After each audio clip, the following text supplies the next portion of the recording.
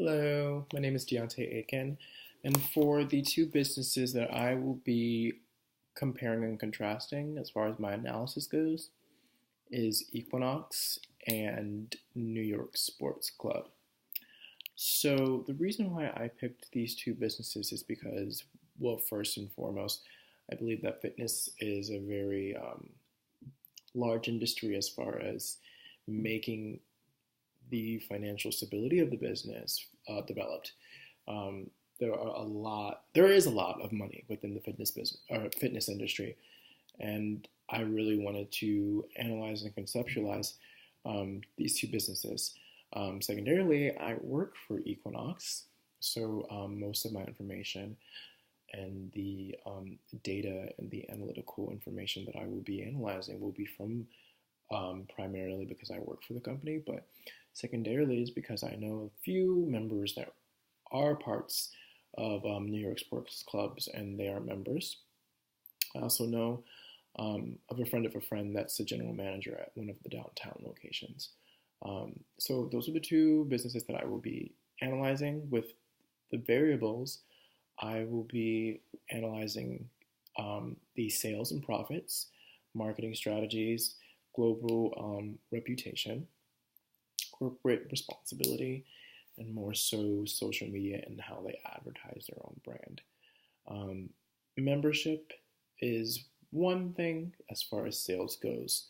You have members, but when you start talking about things like personal training packages and Pilates, group fitness classes, um, spa packages, or if they do any type of massages or food and beverage and juice generation and presses. These things all go under that umbrella of revenue and getting that type of profit. So I think that's essential to analyze in both businesses. I know for Equinox, we have all of those things. We have Pilates, we have personal training, you have spa.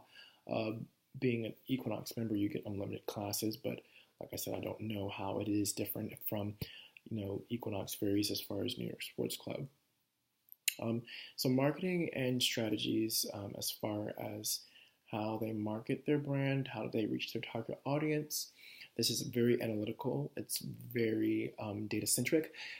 Being able to get this information, I have to go to the corporate office and get a compilance of our information because it's very independent. And like a lot of other businesses that are independent, they don't want their stuff to be publicized over the internet.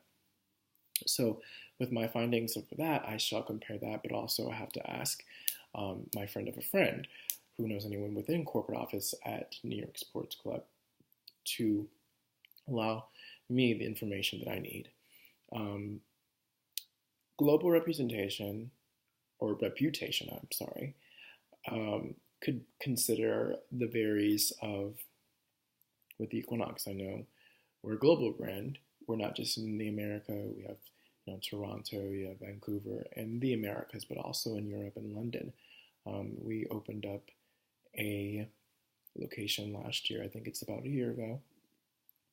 But I think only for sports club. I think it's more so regional in the sense of it being, in Boston or New York or California or Florida. There is no corporation under the sports club that is global or international. So I will be making comparison and contrasting that, but also with Equinox, it's crossing over to more so Equinox hotels, and that's a form of global representation as far as it branching off and crossing over to another industry.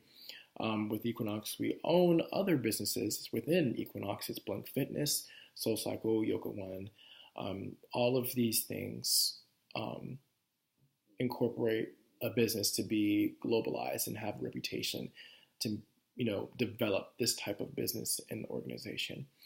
Corporate responsibility, I think I'm really revolving it around HR and corporate accounts as far as partnerships and agreements with other companies and corporations, whether it be, the partnerships of, Pride Month, LGBTQ, breast cancer, mental health, Black history.